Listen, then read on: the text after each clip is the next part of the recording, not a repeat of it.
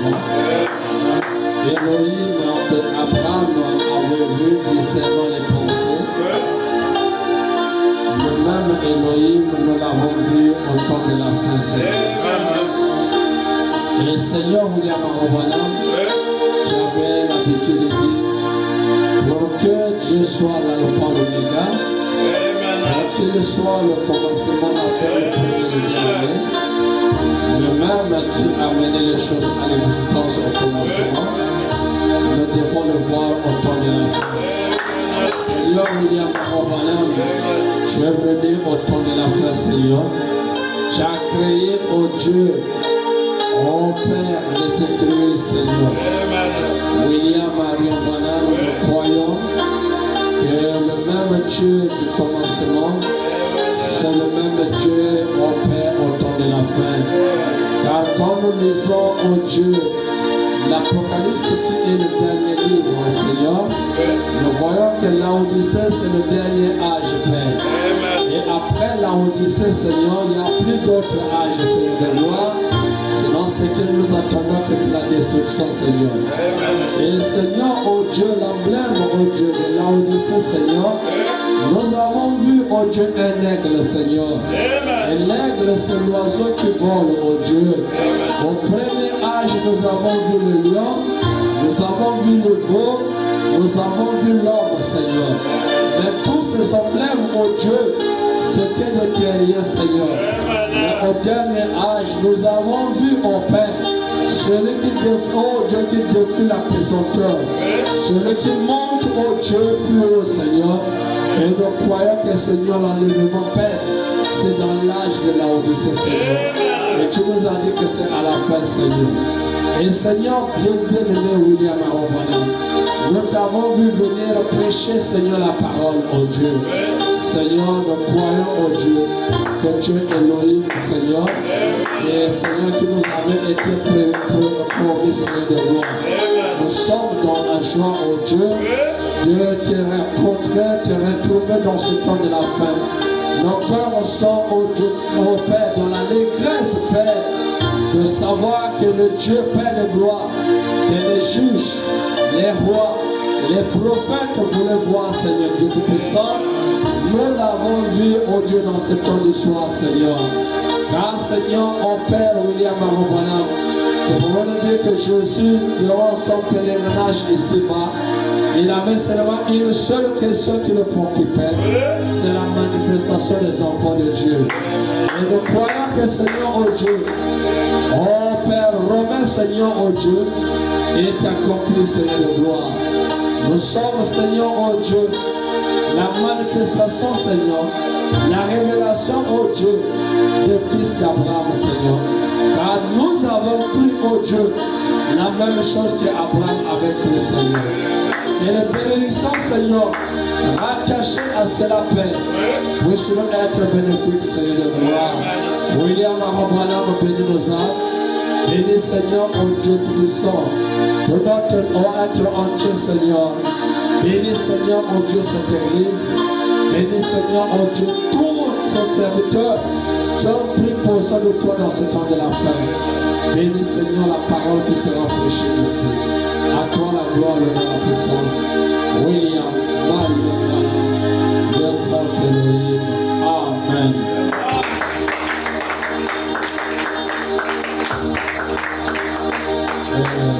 Aujourd'hui, c'est le frère Stanley qui va porter la parole.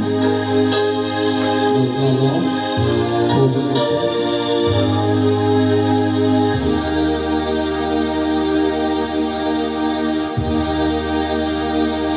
Nous sommes aimés par les biens.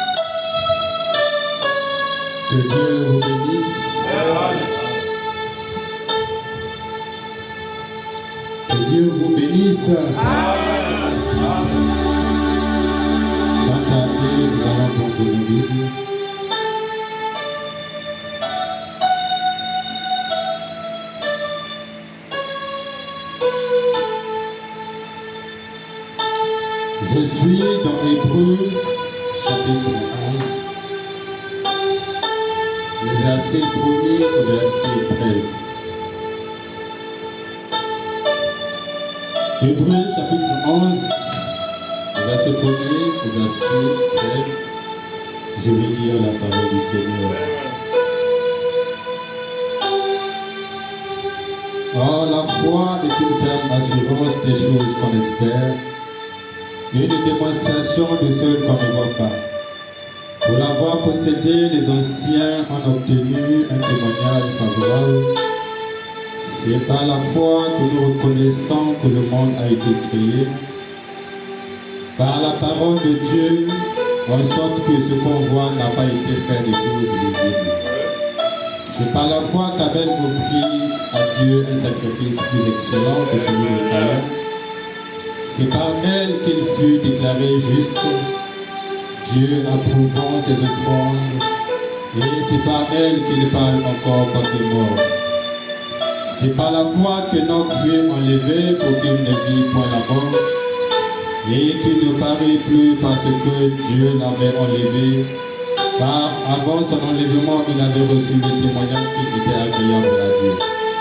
Or, sans la foi, il est impossible de lui être agréable, car il faut que celui qui s'approche de Dieu croit que Dieu existe et qu'il est le rémunérateur de ceux qui le cherchent.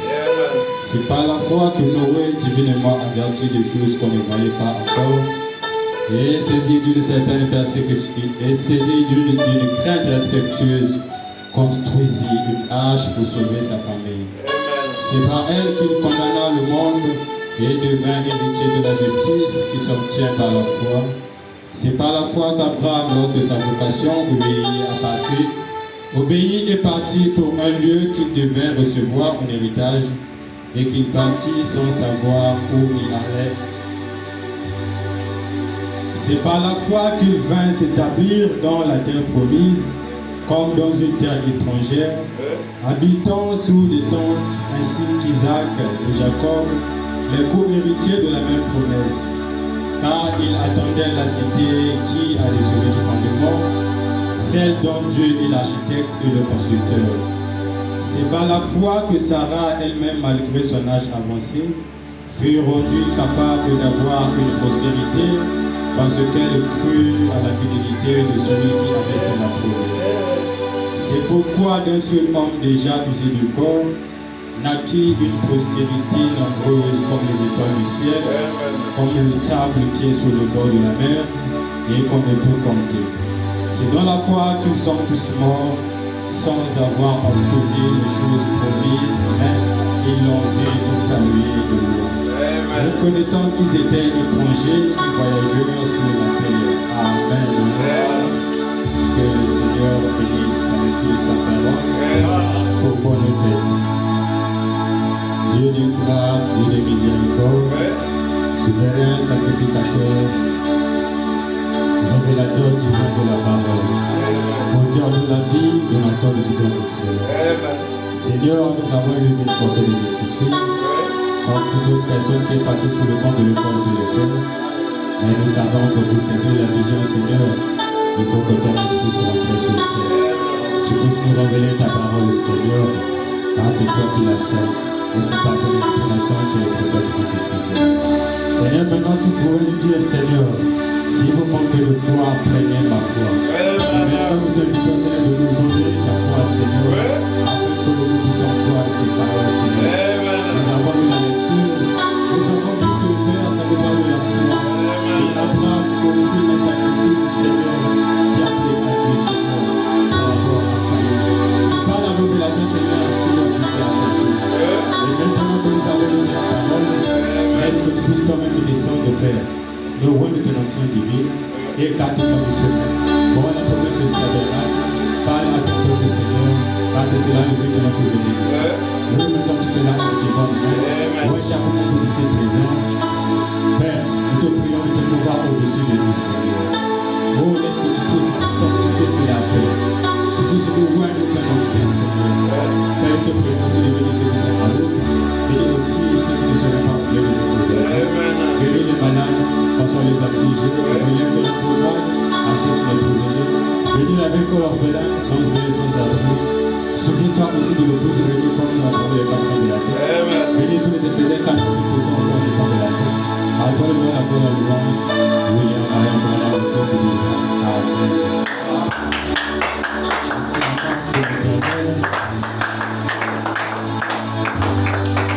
Vous pouvez vous asseoir.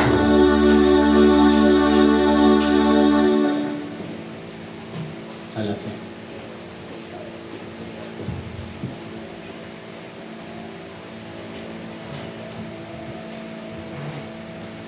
L'heure est déjà partie, nous sommes vraiment en retard. Là, il est presque 11h moins 10. 11h moins 10. S'il vous plaît, j'aurais besoin d'une bouteille d'eau ici. Au courant de la semaine, nous avons étudié et le révérend qui a prêché nous a parlé du mystère de l'arbre. Nous sommes toujours sur notre sujet, la foi. Nous avons prêché sur cela, la foi est une ferme assurance. Nous allons développer cela. Et le révérend Farrell a prêché sur le mystère de l'arbre, concernant toujours la foi, c'est une parenthèse.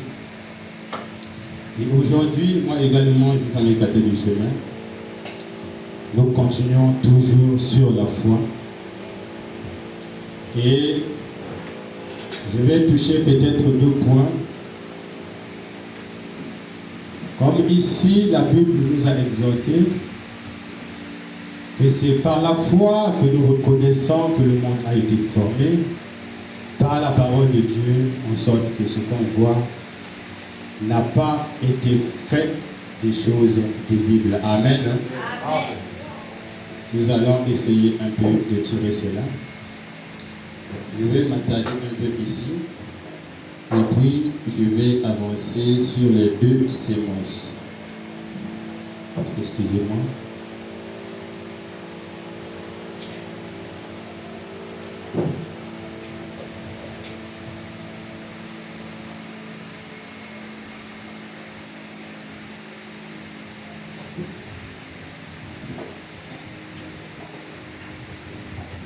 Ici, nous pouvons voir qu'au commencement, on commence à partir du commencement et ils vont essayer un peu d'avancer. Au commencement, c'était la grande onction, donc la grande théophanie. Et de la grande théophanie, Saint Condensé est sorti le Logos. Le Logos qui est le Fils, le Logos qui est l'œuvre de l'Alliance. Et c'est la première forme que Dieu a pris pour passer de l'invisible au visible. Amen. Lorsqu'il est devenu la colonne de feu, alors la science pouvait photographier. Nous avons des preuves. Et à partir de là, il commença à créer les dimensions. Tout ça, c'était spirituel, parce qu'aujourd'hui, on ne peut pas voir les dimensions, mais nous savons que ça existe. Dites Amen. Amen. Il a commencé dans le surnaturel, il a commencé depuis l'éternité. Il a créé les dimensions par ordre décroissant. Il a commencé par le 7e, qui est sa demeure. Il est descendu par le 6e, qui est le lieu de bienheureux. Il est descendu par le 5e, qui est le tourment, la prison, en d'autres termes. Il est descendu par le 4e, qui est la science. Et il est encore descendu, nous voyons la matière, la lumière et le temps. Voilà, c'est cette dimension que Dieu a créée avant de venir créer les choses physiques. Amen. Et toute l'éternité, il vient dans le temps. Et quand il vient dans le temps, il commença à manifester tout ce qui était en lui. Amen. Hein? Parce qu'on ne donne que ce qu'on a. On ne peut pas demander du sang à un escargot. Pour commencer, il n'en a pas. Il va trouver ça où? Donc, quand il est venu dans le temps, il a commencé à manifester ce qui était en lui. Amen. Alors, depuis l'éternité là-bas, nous pouvons voir, plutôt dans le temps, que lorsqu'il est devenu le Logos, il pouvait prononcer la parole que la lumière soit. Et la première chose qu'il a créée, c'est le soleil. Nous savons que le soleil, le grand soleil, c'est Dieu lui-même. Et le soleil a existé pendant des milliers d'années. Mais au fur et à mesure que ça a tourné, ça a commencé à détacher les scories. Et les scories qui s'est détachées, ça a parcouru des millions d'années et ça s'est arrêté. La Bible dit que la terre, en se détachant du soleil, ça a parcouru des milliers d'années et puis ça s'est rétrogradé. Et qu'est-ce que la colonne de feu fait? Il cherche à ramener cette terre vers la lumière. Amen. Et maintenant, le Saint-Esprit a couvé cette terre. Il a commencé à manifester son amour. Il a commencé à manifester son amour. Il a manifesté son amour. Et nous pouvons voir l'herbe pousser. Dites Amen.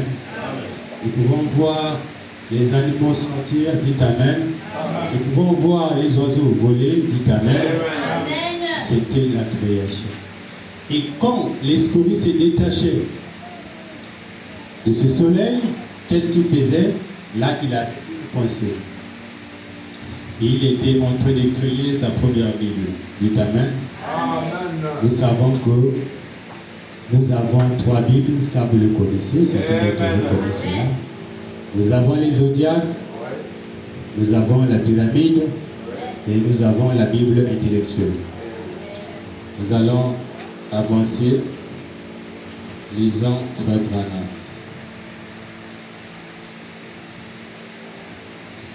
Je suis dans questions et réponses sur la Genèse,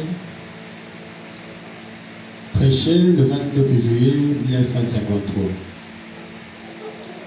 Le paragraphe 35. Pour ceux qui utilisent la colonne de feu, vous allez remarquer dans certaines citations, il y a un décalage. Moi, j'utilise souvent, quand je saisis par l'ordinateur, j'utilise le grenier. Donc, sur le grenier, il y a un décalage. Certaines de ces brochures, on peut voir dans la colonne de feu, c'est 35, dans le grenier, ça part à 50.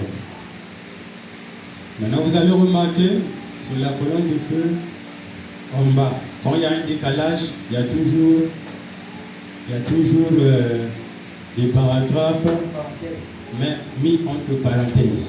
Donc cela montre qu'il y a eu un décalage avec ce que j'utilise ici. Je suis au paragraphe 35. Lisons cela. Bon, suivez attentivement ceci maintenant. Que c'est beau.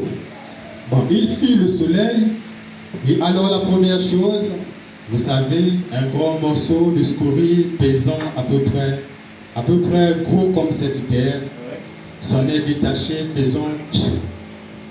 Bon, alors, le Logos, le Fils de Dieu, l'observe et le laisse tomber pendant une centaine de millions d'années, puis il arrête. Puis un autre morceau se détache et il le laisse voler, tomber pendant des millions d'années, puis il arrête. Nous sommes là maintenant en train de voir cela venir à l'existence. Dites Amen. Il a donc quelque chose dans sa pensée. Et que fait-il? Il écrit sa première Bible. La première Bible que l'homme n'ait jamais consultée, c'était les étoiles, les zodiaques. Et c'est un parfait, juste. Il concorde avec cette Bible-ci. Le premier signe du zodiaque, c'est la Vierge. Et c'est juste, dites Amen. Amen. Quel est le dernier signe du zodiaque? C'est le lion. Amen. À sa première venue, Jésus vint par une vierge. Et la seconde fois, il vient comme le lion de la tribu de Juda. Dites Amen. Amen. Vous voyez, il a écrit tout cela dans le ciel, l'âge du concert. Et ainsi de suite. Il a donc placé tout cela dans le ciel, a déployé cela, tous ces météores, ces morceaux de terre et des soleils suspendus là. Dites Amen. Alors, quand la science va rechercher ces projectiles qui tombent, cela ne refute pas Dieu. Pour moi, cela ne fait que le prouver. Voyez, ça rend simplement la chose plus évidente. Maintenant, remarquez, donc, tous ces projectiles qui s'étaient détachés de ce soleil brûlants et qui ont allé là dans l'espace. Bien sûr, ils se sont regroupés. Ils se sont regroupés et la première chose, vous savez, cela commence à devenir un iceberg. Amen. Bien. Ça, c'était cette terre venant à l'existence. Simplement un gros morceau de scorie qui s'est détaché de là. Au-dedans de cela, maintenant, ce n'est rien d'autre qu'un volcan en pleine activité et brûlant. Les éruptions volcaniques se produisent partout et la science affirme que cette terre, la croûte qui est à la surface sur laquelle nous vivons, est juste semblable à la peau d'une pomme. Dites Amen. Et tout le bon, il y a 25 000, environ 40 000 km de circonférence, ça fait probablement 8 000 mètres. Ou plutôt 8 000, environ 12 000 km.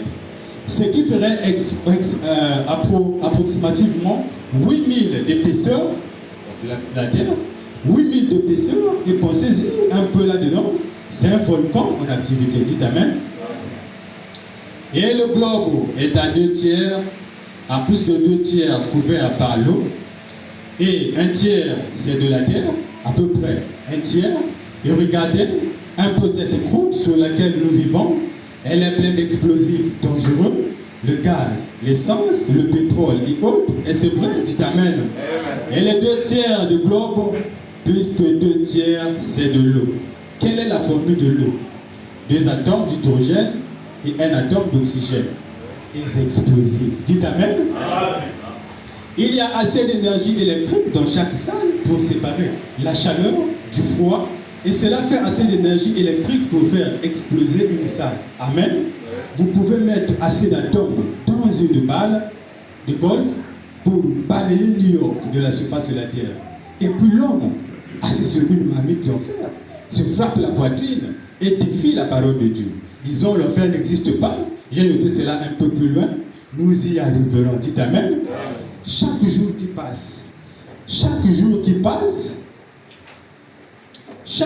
passe, vous êtes assis sur une grande marmite de cela, et pendant que vous êtes assis exactement dessus.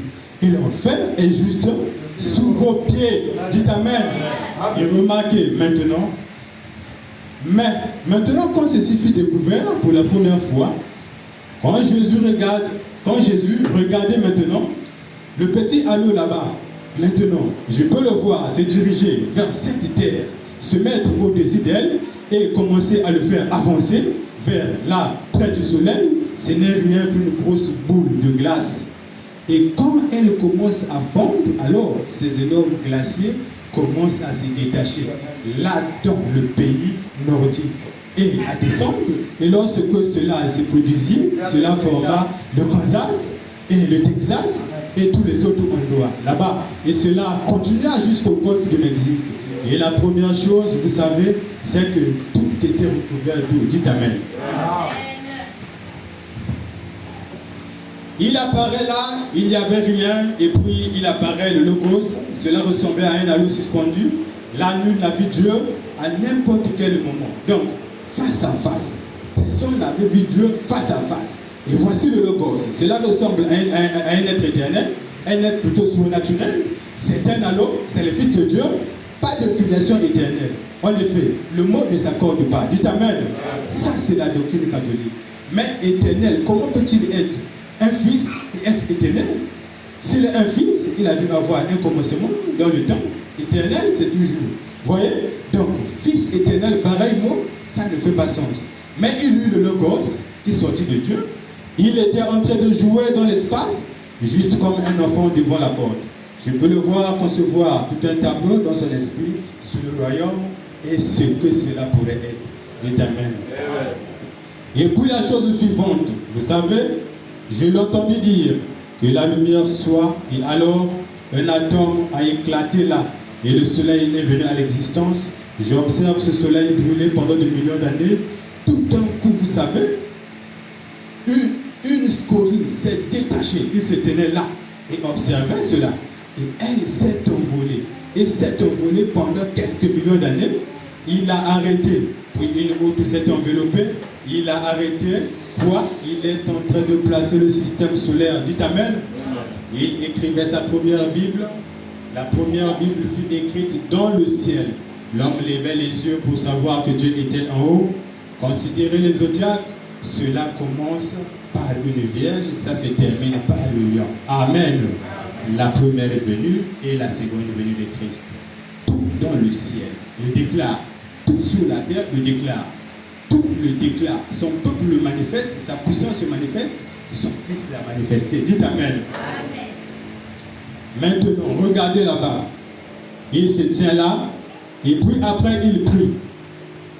Puis après que toutes ces scories se sont détachées, les étoiles et les météorites s'étaient formés, je peux voir ce logos aller là et se suspendre en dessous de cette terre, la couver, la ramener ici autour de ce soleil et commencer à briser la glace. Dites Amen. Autour de cela, et ces immenses icebergs ont commencé à descendre. Texas, Oklahoma, et ont été formés. Cela a atteint le golfe du Mexique. Vous connaissez, on a déjà vu cela. Bon, maintenant, je voulais souligner aussi un point concernant ces dimensions. Vous savez que nous vivons dans 3 dimensions. Nous, les humains, nous vivons dans 3 dimensions. Vous connaissez cela. Nous avons la lumière, nous avons la matière, nous avons le temps. Cela nous permet de rentrer en contact avec ce que nous utilisons, ce que nous travaillons et la façon dans laquelle on vit.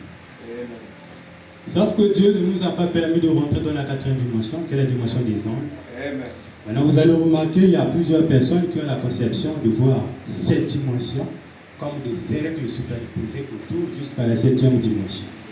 La majorité des gens ont cette conception. Maintenant, vous devez savoir une chose, que cette dimension se trouve là devant nous. Dites Amen. Amen. C'est ici devant nous. Pourquoi je dis c'est ici? Parce que nous vivons dans 3 dimensions. Si déjà nous les humains, nous vivons dans 3 dimensions, on peut toucher, on peut voir, on peut regarder l'heure. Donc, Dieu, ce qu'il a fait, il n'a pas réglé nos cœurs, il n'a pas réglé nos yeux de façon à voir la 4e dimension, la 5e, la 6e et la 7e. Or, s'il a permis, on allait rentrer en contact avec ces dimensions-là. Ceux-là qui font les pratiques, ils exploitent certains degrés pour arriver à accéder à la 4e dimension. Mais par rapport à la manière que Dieu nous a conçus, on n'est pas appelé à voir ces dimensions.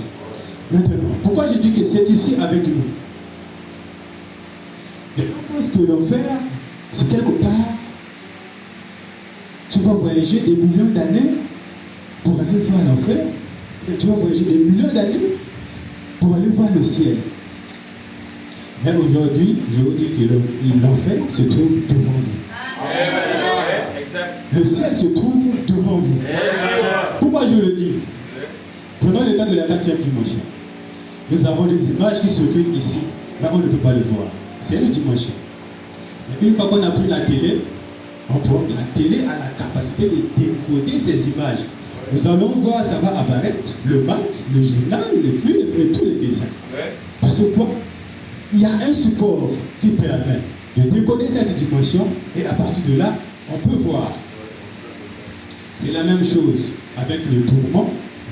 Si le plan voulait exploiter ou bien concevoir un support qui nous permet de rentrer en contact avec l'enfer, nous allons voir les démons. Il suffit de payer cet appareil, de poser ça là, et vous allez voir les démons. S'il y a la capacité de montrer Dieu depuis la 7e dimension, on va voir Dieu ici. Donc, n'ayez pas cette conception de penser que l'enfer, c'est quelque part, on va voyager à des millions d'années, ou bien le ciel, c'est quelque part, on va voyager à des millions d'années. C'est juste là devant nous. Maintenant, Dieu, il fait comment? Il est dans sa 7e dimension. Il sait qu'aujourd'hui, là où nous sommes là, c'est un jour de dimanche. Il sait que le jour de dimanche, je dois le trouver, le révérend Teddy, à sa place, ou il doit le trouver au tabernacle. comme chaque jour, il descendait dans le jardin de Dieu pour voir Adam à l'heure de la communion. Il savait qu'à l'heure là, Adam devait se trouver au pied d'un arbre. Mais quand il a demandé Adam, où es-tu? Cela ne voulait pas dire que Dieu ne savait pas là où Adam était. Il savait exactement là où il était, mais il n'était pas à sa place. Il devait se tenir au pied de l'arbre. Et quand il arrive, il sait que Adam est à sa place. Pendant le cas aujourd'hui, c'est dimanche, on voit le pharaon n'est pas venu. Il est quelque part au Dieu, en train de faire peut-être la peinture. Mais Dieu sait que l'endroit à laquelle il doit trouver Roy, c'est au Branham Tabernacle. Et comment Dieu fait pour arriver jusqu'à nous? Dans les 7e dimension, il a la capacité, c'est comme quelqu'un qui a la chambre, il sort au salon, il voit la cuisine, il voit la terrasse, il sait que Roy est à la terrasse, depuis la chambre, il peut crier, Roy va entendre. La fois dernière, on a prêché sur les 2 croyants de Daniel. On a vu comment Dieu a saisi les clés en haut. Nebuchadnezzar pouvait entendre depuis la terre. Il a entendu ça comment? Parce que c'était là avec lui. Et quand il arrive, il sait que le pharaon devait se trouver ici au Branham Tabernacle. Il regarde la chaise de pharaon, c'est vide. Il dit, mais Roy, où es-tu? Mais c'est clair. Ça ne veut pas dire qu'il ne sait pas que tu es en bon Dieu. Il connaît que tu es là-bas. Tu n'es pas à ta place. C'est clair. Tu es où? Et il y a une profondeur, même si tu as fait l'église, il y a une profondeur qui t'a fait. Même là où tu es, comment il va tomber, toi tu vas écouter là où tu es. Mais à l'heure de l'église, je ne suis pas parti. Amen. Parce que quoi? Il est ici. Il regarde ta place, c'est vide. Roy, où es-tu? Il sait que tu dois faire la peinture là-bas. Mais c'est clair. Tu n'es pas à ta place. Vous allez avancer. Allez-y. Montre-nous le Père et cela nous suffit. Prêché le 11 juin 1953. Je suis au paragraphe 73. Pour ceux qui ont la colonne de feu, c'est 62. Il paraît là, il n'y avait rien. Et puis ici apparaît le gros sang, on a déjà lu cela. Nous allons avancer.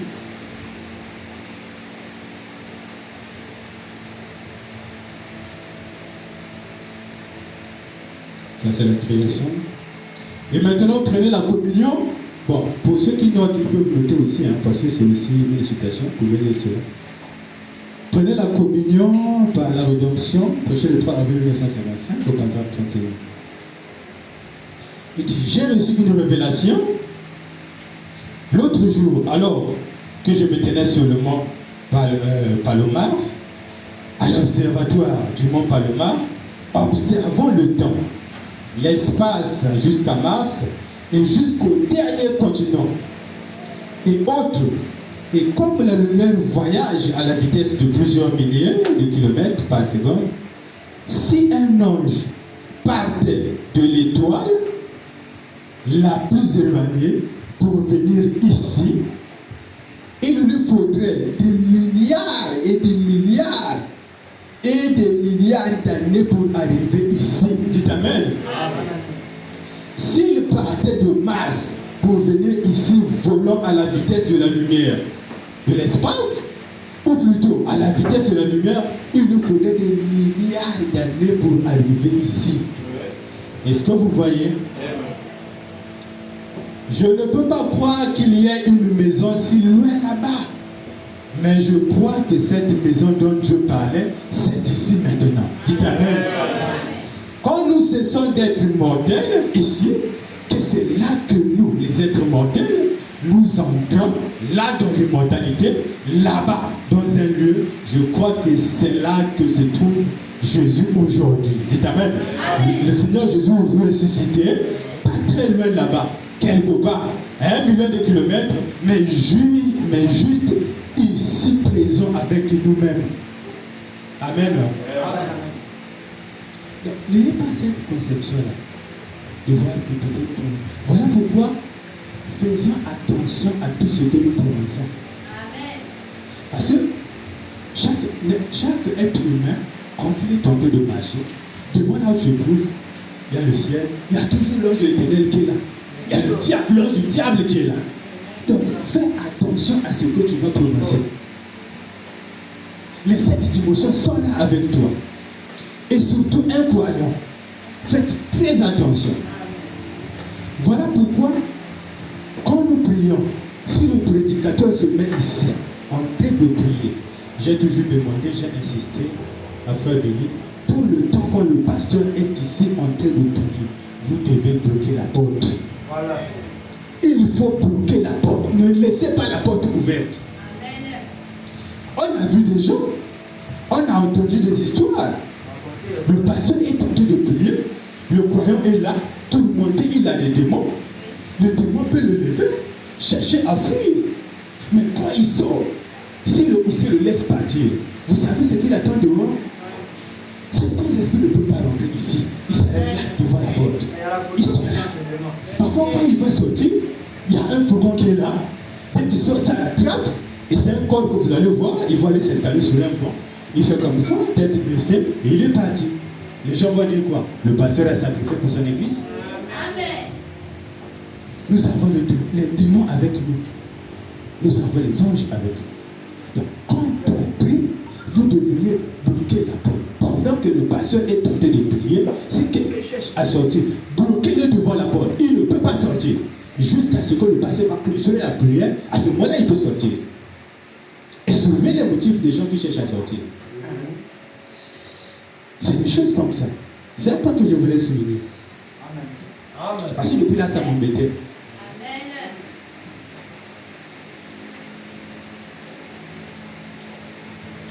On a lu dans le 4e dimension, voilà.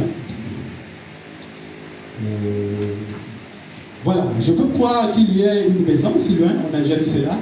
Dans la 4e dimension, on peut prouver que juste dans cette salle, maintenant même, passent des ondes radioactives, des messages radiophoniques, il y a des images de télévision qui traversent ces bâtiments en ce moment, mais c'est trop rapide. Vous voyez? Pour l'œil, maintenant, elle a des millions de kilomètres au-delà de cette dimension. Et vous parviendrez en un lieu tout aussi réel que les images télévisées qui traversent cette salle ce matin. Le Seigneur Jésus-Christ, le Fils de Dieu ressuscité, se tient ici. Et la raison pour laquelle vous ne pouvez le voir, c'est parce que notre cœur n'a pas été réglé de cette fréquence. Dites Amen. Amen. La raison pour laquelle nous ne pouvons pas voir les images télédiffusées, c'est parce que nos corps ne sont pas conçus. Les instruments pour capter les diffusions envoyées. Les diffusions envoyées par les moyens mécaniques. Mais quand notre corps est sur la même longueur d'onde que Dieu, devenant une partie de lui, alors notre âme peut capter la puissance du Saint-Esprit. Dites Amen. Pour manifester la présence du Seigneur Jésus-Christ dans toute sa puissance et son omnipotence. Il est ressuscité des morts. Il vit parmi nous aujourd'hui et il veut communier de nouveau avec son peuple. Dites Amen. Sa grande majesté, sa gloire, Amen, il est en train de se déployer maintenant et il désire communier de nouveau avec son peuple comme il le faisait dans le jardin d'Éden. Amen. L'alliance confirmée d'Abraham prêchée le 10 février 1961.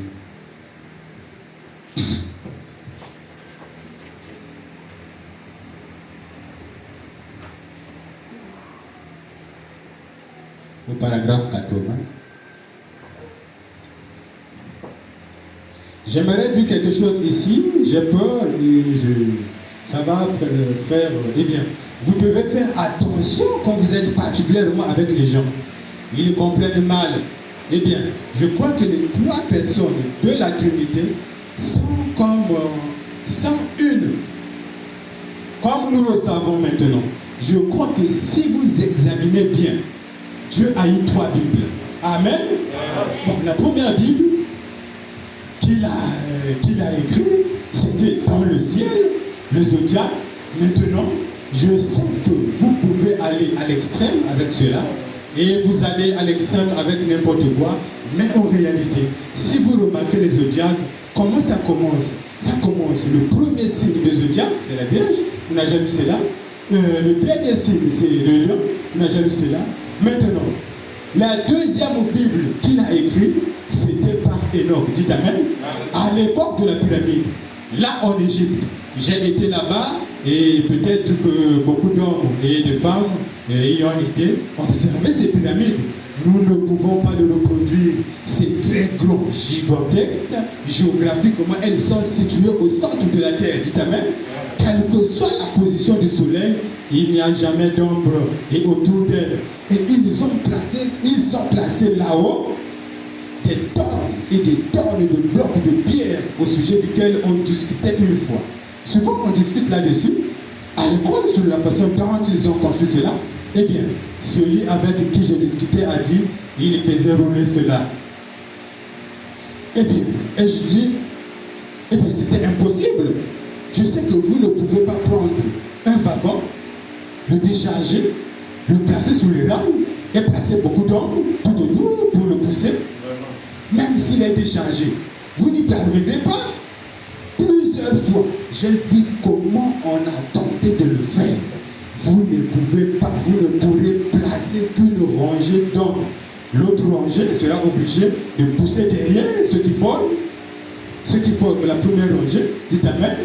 Comment allez-vous faire monter jusqu'à là-haut dans l'air un bloc de pierre de la grandeur d'un demi-pâté de maison qui pouvait peser 1000 tonnes?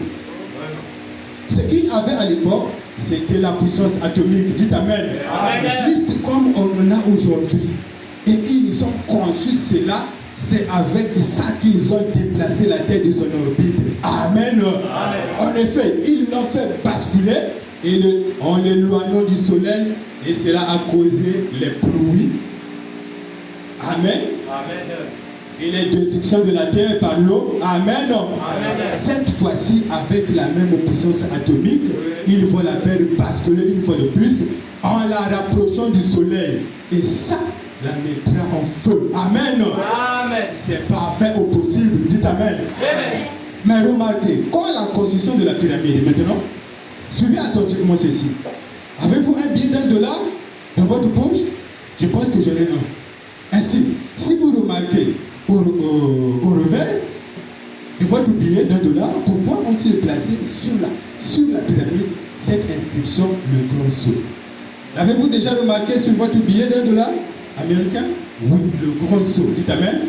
Remarquez aussi cette pyramide, comment elle commence à la base et continue à monter comme cela, en s'amenuisant progressivement. Et si vous avez bien observé, la pierre de fête n'y est même pas placée. Dites Amen. La pyramide n'est pas coiffée. Amen. Non plus pourquoi la pierre de fête a été rejetée. Jésus-Christ, la tête de cela, c'est exact. Dites Amen. La troisième Bible a été écrite sur du papier. Parce que celui-ci est ce grand âge de l'instruction. L'âge dans lequel nous vivons, et ni aucune d'elles ne contredit l'autre. Amen. Nous allons avancer avec les deux semences. Je vais survoler parce que l'heure avance vite. La Bible nous a encore exhorté sur c'est par la foi qu'Abel offrit un sacrifice plus excellent que celui de Caïn. Là, nous parlons de deux semences.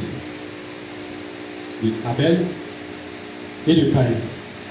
Toujours le même sujet que le frère a touché ici. Je vais continuer, je vais toucher un peu cela. On avance. C'est par la foi qu'Abel offrit à Dieu un sacrifice plus excellent que celui de Caïn. C'est par elle qu'il fut déclaré juste. Amen. Dieu approuvant ses offrandes et c'est par elle qu'il parle encore pas de mort. Prenons combattre ardemment pour la foi qui a été transmise au sein d'une foi pour Dieu.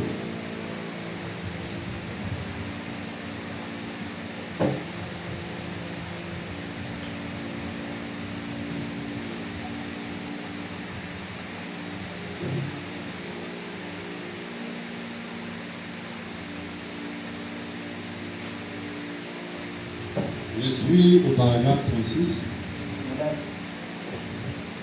Prêché le 14 juin 1953. Je vais essayer un peu de m'attarder là-dessus. Peut-être que je vais terminer avec les deux séquences. tellement beaucoup à dire, mais le temps nous donne. Au paragraphe 36, regardez, mais ici, quand je vois Caïn, Abel, il voulait qu'il était des mortels. Et plutôt, il voulait et il voyait qu'ils étaient des mortels. Combien mortels ils ont dû se frayer une voie. Ils ont dû solliciter une faveur devant Dieu. Ils sont allés là et ils ont pris quelques divers à cueillir les fruits du champ et d'autres pour offrir un sacrifice afin de trouver, pour essayer d'apaiser la colère de Dieu. Les jugements de Dieu qui étaient placés sur eux, Caïn travaillait durement sans doute. Il avait eu une bonne récolte de fruits. Maintenant, suivez Caïn. Suivez. Caïn était tout aussi religieux, tout aussi gentleman qu'Abel, à tout point de vue. Amen. Eh bien, ce n'est pas par de bonnes œuvres que nous sommes sauvés, mais par sa miséricorde. Dites Amen.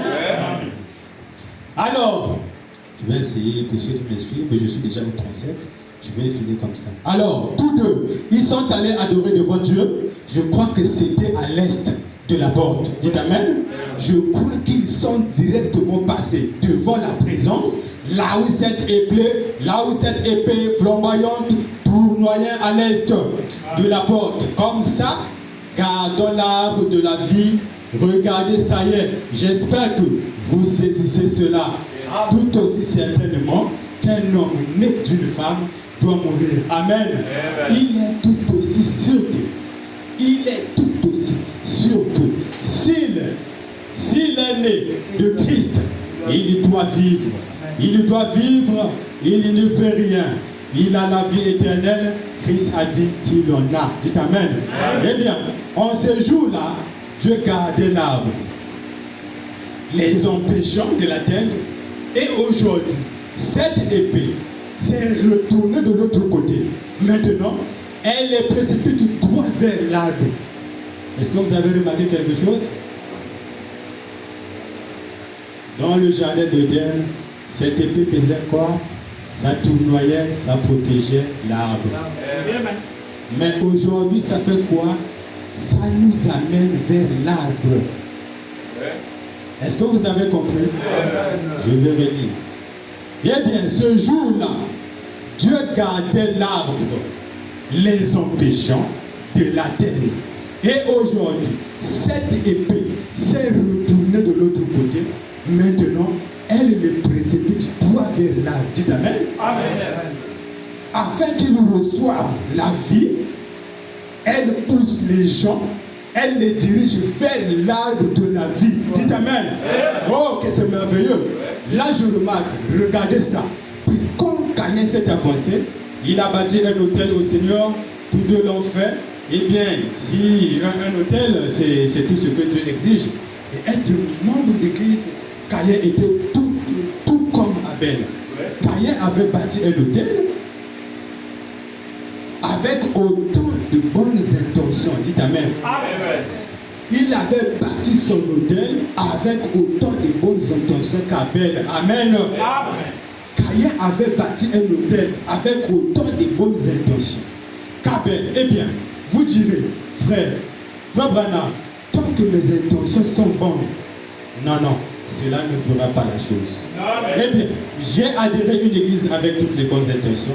Cela ne fera toujours pas la chose. Amen. Caïn aussi en avait. Dites Amen. Et maintenant, rappelez-vous, Caïn n'était pas infidèle. Amen. Caïn était un croyant. Dites Amen. Cela va vous débarrasser de Jésus. Cela va vous débarrasser de Jésus. J'espère que ça le fait. Certains parmi vous, les fondamentalistes, et cela vous donne un cœur, c'est vrai, un cœur de foi. Remarquez, Caïn était religieux et un croyant. Il s'est avancé et il a bâti un hôtel pour le Seigneur avec autant de foi qu'Abel. Mais telle voix paraît droite à l'homme. Eh bien, vous comprendrez d'ici peu pourquoi je suis un saint exalté. Observez donc, il s'est avancé, il a bâti un hôtel pour l'Éternel dans la sincérité, dans la sincérité. De son cœur, amen, il est allé prendre les meilleurs fruits qu'il avait, il les a déposés sur l'autel. Probablement qu'il avait complètement décoré l'autel, amen, avec les belles fleurs. Je peux le prouver d'ici peu, cela ne me prendra qu'une minute. Mais la beauté est l'une des choses les plus séduisantes qui existent. Dites amen. Satan a eu la même conception. Et il a voulu un royaume plus beau que celui de Michael. Quand il est allé là et qu'il a bâti ce royaume au nord, c'est sa nature. Voici son propre fils ici en bas. Avec la même nature, Caïn était là. Il s'avance là et bâtit cet hôtel. Il va là probablement cueillir d'énormes oueds de cette terre qui venait probablement cueillir d'énormes oueds de cette terre qui venait d'être maudite. Les placer sur tout l'autel, cela me rappelle l'une de ces bonnes églises modernes aujourd'hui. À la Pâque, dites amen. Tout le monde vient à l'église, il s'achète une petite fleur de Pâque, il la dépose sur l'autel, partout. Dites amen. Dieu n'a pas besoin d'une fleur de Pâque. Sur l'autel, dites amen. C'est vous qui le faites sur l'autel. Amen. L'autel a été fait pour l'homme, pas pour le fleur. Dites amen. Mais le problème aujourd'hui, c'est que nous avons enlevé l'autel de l'église, nous l'avons mis au sous-sol. Dites amen. Et le seul feu qu'on a qui reste, c'est au sous-sol. Alléluia. C'est dont nous avons besoin, c'est une ancienne expérience de la chambre haute. Dites amen. Là où Dieu déverse sa puissance de son Saint-Esprit et le feu du Saint-Esprit, comme il l'avait fait au commencement. Mais tout ce que nous avons aujourd'hui, c'est ce qu'on a dans la fournaise. Amen. Le fer. Amen. La Pentecôte devient aussi mauvaise. Eh bien, c'est la vérité. Maintenant, je vois, voici ce que Dieu a fait. Caïn s'avance, il offre son offrande. Eh bien, si tout ce que Dieu exige, c'est être un membre d'église, Caïn avait cela. Amen. Si Dieu exige la sincérité, Caïn était sincère. Et puis, si Dieu exige un sacrifice, Caïn l'avait offert. Dites amen. Et puis, après qu'il lui a prêté son sacrifice, son autel, son église, tout c'était beau. Probablement. Beaucoup plus beau que ce qu'Abel avait. Mais Dieu n'est pas dans la beauté. Faites de lui la beauté de la sainteté. C'est là que Dieu demeure. Dieu demeure où? Dans la beauté de la sainteté. Dites amen. Là où la puissance du Saint-Esprit, oui, remarquez. Donc, puis après qu'il lui bâtit son autel, qu'il lui a apporté son sacrifice, qu'il lui a adhéré à l'église dans la sincérité de son cœur, c'est à peu près bon. C'est un très bon gars, comme nous l'appellerons aujourd'hui. Il ferait un très bon fondamentaliste. D'accord, le voici venir. Ensuite, il s'agenouille. La raison pour laquelle je cognais là-dessus, c'est que c'est ce que j'étais. Vous voyez?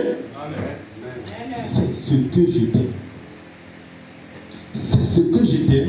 Vous voyez? Eh bien, remarquez. Et je suis toujours fondamentaliste. Mais en voici encore plus qui va avec. C'est comme le vieil homme de couleur qui mangeait une pastèque, avait dit, c'est bon. Mais il y en a encore plus que cela. C'est vrai. Amen. Remarquez. Il s'est agenouillé. Il a adoré Dieu. Il avait une église, il était membre. Il avait un autel, il avait un sacrifice, il a adoré Dieu. Il a adoré Dieu. Si tout ce que Dieu vous exige, c'est fréquenter l'église, être un croyant, inscrire votre nom dans un registre, payer votre contribution chaque année dans une église et adorer Dieu, Caïn était tout aussi juste. Amen. Il était tout aussi juste qu'Abel. Et Dieu devait être condamné pour avoir... Oui. C'est clair. Est-ce que vous avez compris quelque chose? C'est vrai. Remarquez. Oh là là. Il a fait des choses merveilleuses. Il s'est bâti un espace très énorme. Je pense qu'il a arrangé tout cela. Il était assez ignorant pour croire que c'était les pommes qu'il avait fait chasser de l'Éden. J'ai dit, voici ce que je déclare, non pas pour faire une remarque noircie, mais si c'est le fait de manger des pommes qui a mené la femme à se rendre compte qu'elle était nue, il est temps de leur donner encore des pommes. C'est tout à fait exact. Oui. C'était pas des pommes. Amen. Amen. Autre chose, remarquez, mais voici venir Abel, alléluia, non pas les œuvres, mais par la grâce, l'élection, l'appel, le voici venir avec un petit agneau qu'il avait choisi au troupeau. Il lui avait mis une liane au cou, il le traîna le long du chemin. Et vous direz, avait-il, comment le savez-vous? Eh bien, il n'avait pas de corde.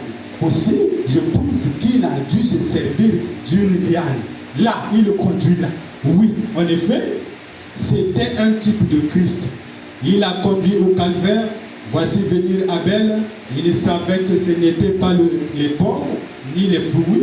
Dieu ne demeurait pas dans la beauté ni dans la sincérité. Il demeure dans l'élection. Et l'appel, il a donc enroulé cette liane au cou de l'agneau, et voici venir s'avançant vers l'autel. Dites Amen. Je suppose que son autel, c'était un grand rocher. Amen. Vous savez que le rocher, c'est la révélation. Dites Amen. Il prend ce petit animal, il le projette sur ce rocher. Dites Amen. Comme ceci, il prend une pierre. Je pense en effet qu'il n'avait pas de lance, ni de couteau à l'époque. Il a renversé sa petite tête en arrière. Dites Amen. Et Caïn était là, en haut, glorifiant simplement Dieu avec sa beauté. Amen. Regardez ce que j'ai fait. Seigneur, regarde ça. Tu connais mon corps. Tu sais que je suis sincère. Je te rends toute la louange. Je fais ceci, je fais cela. C'est tout qu'il fait. Et le petit Abel a pris cet agneau là. Il l'a projeté en arrière. Comme ça, il a pris une pierre dans sa main. Il s'est mis à lui trancher le petit coup. Dites Amen. Si jamais un homme a entendu un agneau mourir, le saignement, le bêlement, je vois les mains d'Abel couvertes de sang. Amen. Je vois la laine blanche prendre autour de ce petit agneau sanglant. Amen. Je baissa le regard, il dit, c'est ça. Amen. Tu as la chose. Dites Amen. Tu as la chose. Qu'est-ce que cela représentait? 1900 ans plus tard, l'agneau de Dieu qui était immolé dès avant la fondation du monde a été conduit avec une corde autour de son cou, là sur la colline de Golgotha. Alléluia. On l'a mis là, on l'a flagellé son corps, faisait des meurtrissures pour la guérison. On l'a cloué dans ses mains. Il est resté attaché entre les cieux et la terre. Dites Amen. Sur le rocher des âges, criant dans une langue inconnue, disant Élie, Élie. Cet agneau-là parlait dans une langue inconnue. À qui? Au sacrificateur. Dites Amen. Cela était placé là devant Abel. Et Abel ne savait pas ce que cet agneau faisait.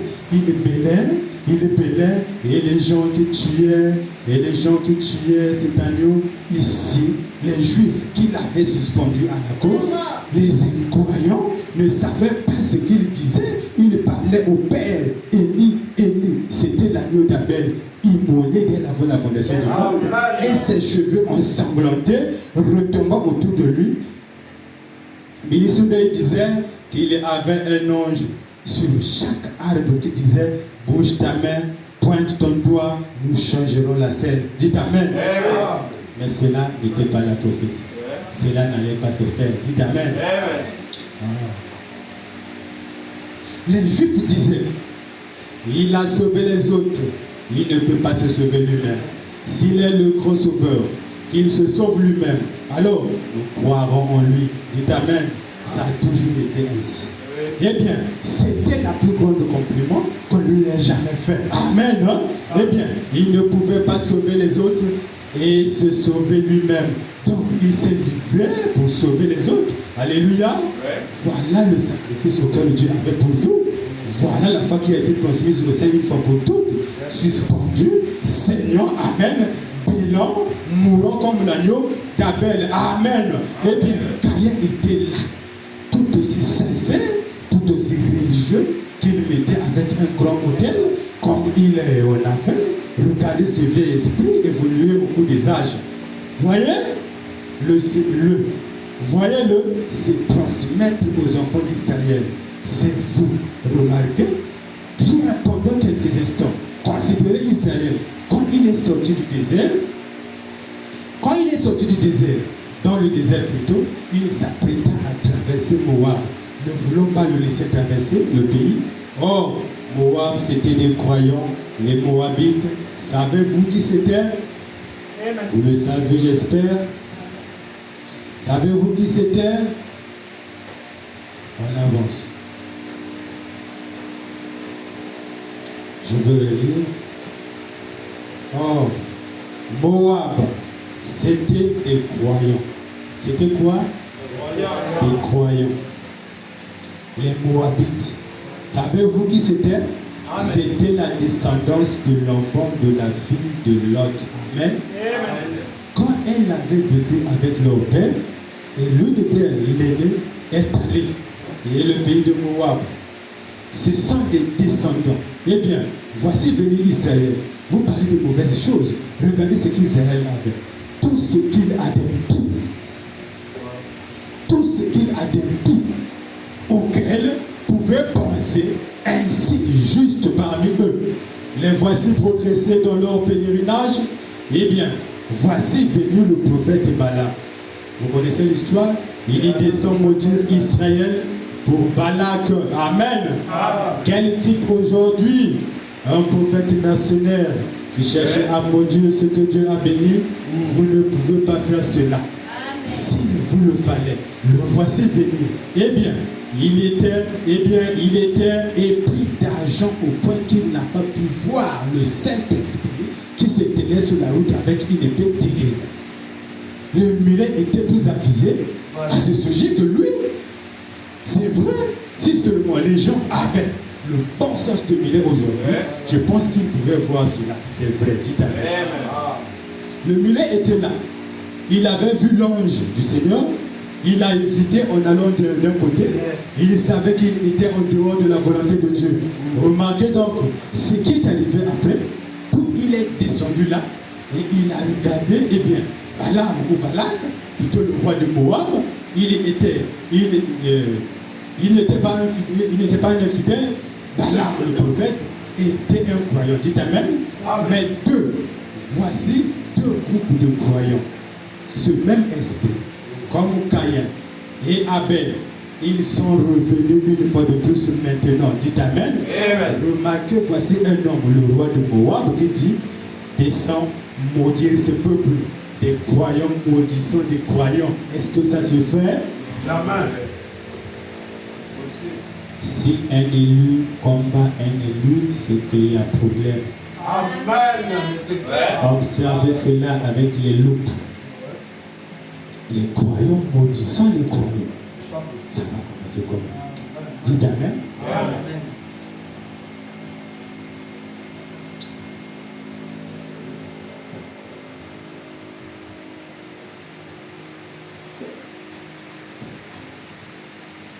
C'est ce que le diable fait. Il aime montrer le pire côté. Quelqu'un qui a échoué, ils disent, regardez ceci, il est devenu un fanatique religieux parce qu'il est allé trop loin. Vous ne pointez pas de doigt ces dizaines de milliers qui au même moment n'étaient pas allés plus loin. C'est vrai, c'est vrai. Si je pouvais sortir ici, au cimetière, et demander, disons, je connais une femme ici, il n'y a pas longtemps une femme de la science chrétienne qui a laissé son enfant mourir parce qu'elle ne voulait pas consulter un médecin. Je suis en désaccord avec elle là-dessus, mais de toute façon, c'est sa foi, dites Amen. Et si elle, ou ce qu'elle croyait à ce sujet, eh bien, si je pouvais aller au cimetière ici et dire que tout celui mort, en se fiant à Dieu pour sa guérison, se lève. Ensuite, que chacun de vous qui est mort entre les mains de la médecine se lève. De quel côté y aurait-il le plus de gens? La casserole ne peut pas se moquer de la marmite. Dites Amen. Voyez-vous, au même moment où cela parcourait le pays, disons à tout le monde que la guérison divine était du fanatisme, n'en faites pas cas, et tout comme cela. Et ce n'était que et ça ne voulait pas la peine. Ça ne voulait pas la peine. Au même moment plutôt, des dizaines et des milliers de gens mouraient sous le traitement médical. Amen. Et bien, si nous avons perdu une personne par la guérison divine à cause de l'incrédulité, et qu'ensuite la guérison divine ne devrait pas être considérée ainsi, donc on ne devrait pas considérer la médecine, dit Amen, les hôpitaux, ni rien d'autre. Eh bien, c'est pareil au même. Si l'un a échoué, alors devrait-on considérer tout cela comme faux? Dit Amen. Amen. Non. Je dirais que tous les deux devraient être ensemble, travaillant pour la gloire de Dieu et la venue du Seigneur Jésus. C'est vrai. Amen. Amen. Eh bien, nous voyons donc cela.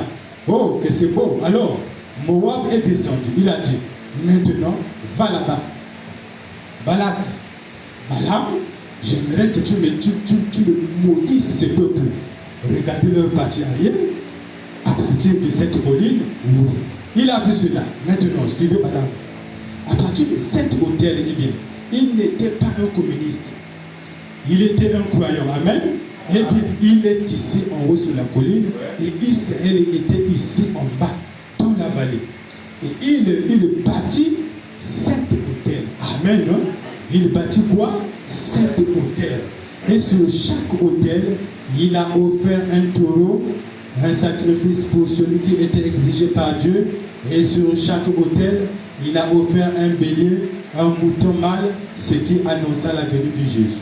Fondamentaliste, tout aussi fondamentaliste que possible, le même. Regardez, 7, le nombre parfait de Dieu. Amen. Le nombre de l'adoration, 6 jours. Je dois travailler 7 jours, tout aussi long de l'âge. Les 7 âges de l'église et tout. 7, c'est le nombre de Dieu. Amen. Pour l'adoration. Et ici, ce prophète, sous inspiration, descend et bâtit 7 hôtels. Il a offert des précurseurs prouvant qu'il croyait dans la première venue du Christ. Il a offert les taureaux, tout aussi fondamentalistes que les autres, là en bas. Dans le corps d'Israël, comprenez-vous cela? Israël était ici offrant les mêmes sacrifices. Les deux croyants faisaient quoi? Ils offraient les mêmes sacrifices. Alors, qui est dans le faux? Qui est dans le vrai? Les deux sémoncent. Ici, nous avons les langues robes. Là-bas, nous avons les langues robes. Ici, on ne porte pas les boucles d'oreilles. Là-bas, on ne porte pas les boucles d'oreilles. Ici, on ne se maquille pas. Là-bas, on ne se maquille pas. Nous croyons Frère Branham. Amen, Frère Branham. Amen. Comment les détecter? Vraiment. Amen. Les croyants frontaliers. Vous allez les détecter comment? Vraiment. Il faut la Identique. Israël était ici offrant les mêmes sacrifices que Balak offrait là-haut. Sur la colline, l'un offrait un bélier disant, nous croyons que Dieu enverra son fils un jour dans le monde.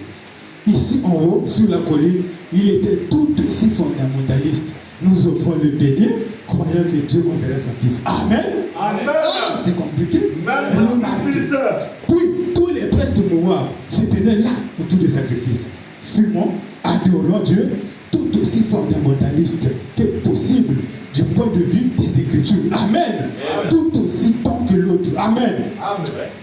Et c'est là qu'on en est aujourd'hui. Amen.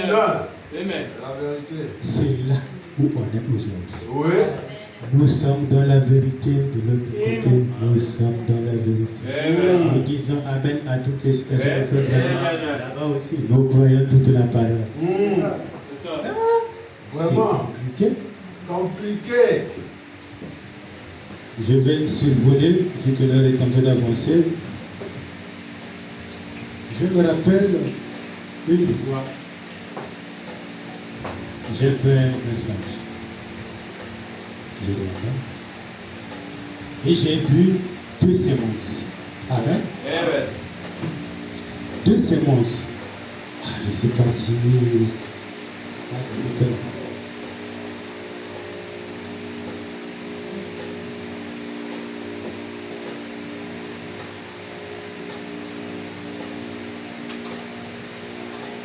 Amen, non?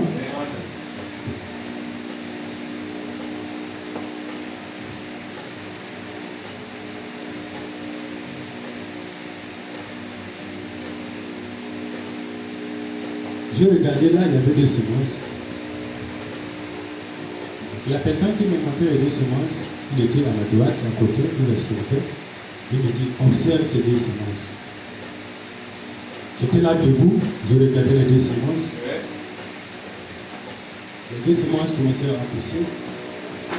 Pousser, je voyais comment ça montait, jusqu'à une taille de... Ça atteint la maturité. Quand ça atteint la maturité, je vois ici, ça produit des feuilles, ici ça produit des feuilles. Les deux. Identiques. Il me dit, observe. Et la semence à gauche commence à faire pousser les fruits. Mais celle de la droite, c'est les feuilles. Et j'ai remarqué une chose, ces feuilles, c'était empoisonné. C'était comme du poison.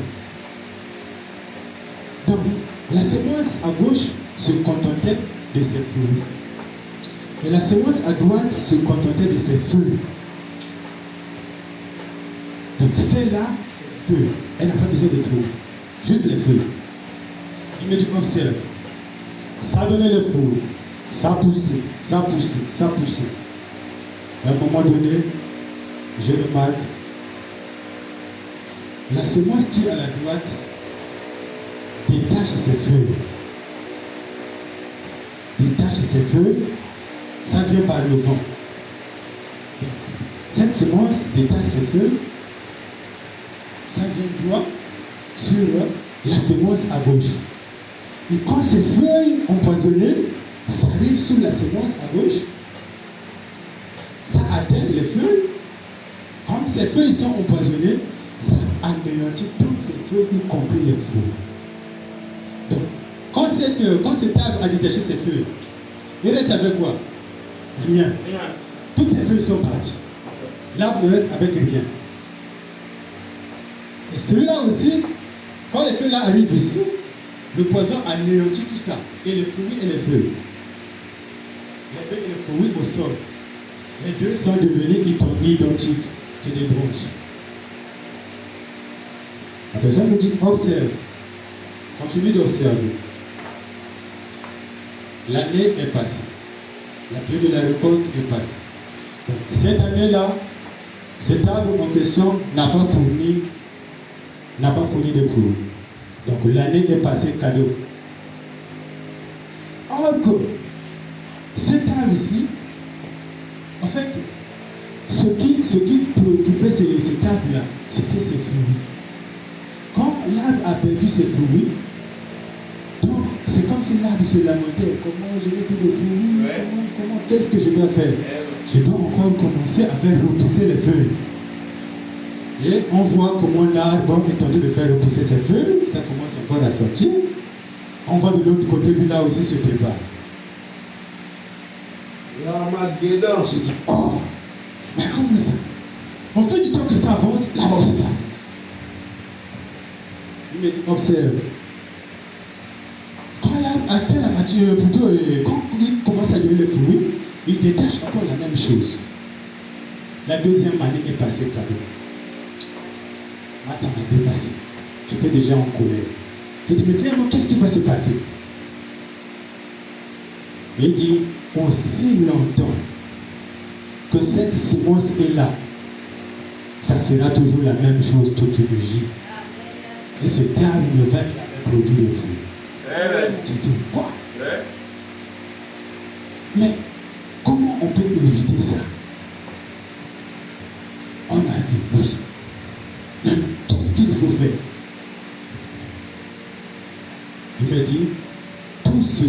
dois faire, c'est tout ce que tu dois faire, c'est observer autour de toi. Partout là où il y a la sémence, il y a toujours des vrais à côté. Partout. Là où il y a la sémence, c'est toujours à côté, livré. Est-ce que vous voyez? Amen. Est-ce que vous comprenez? Amen. Maintenant, ce que tu dois faire, c'est nettoyer autour de toi. Donc, tu dois prendre le temps de nettoyer tout autour de toi. Afin que cet arbre qui envoie le poison, il ne le fait plus. Donc, coupe tout ce qui est autour de toi. J'ai dit, je crois que j'ai compris. Et aujourd'hui, vous allez voir que on typifie ça des feuilles. Mais ces feuilles-là, c'est des situations que nous passons.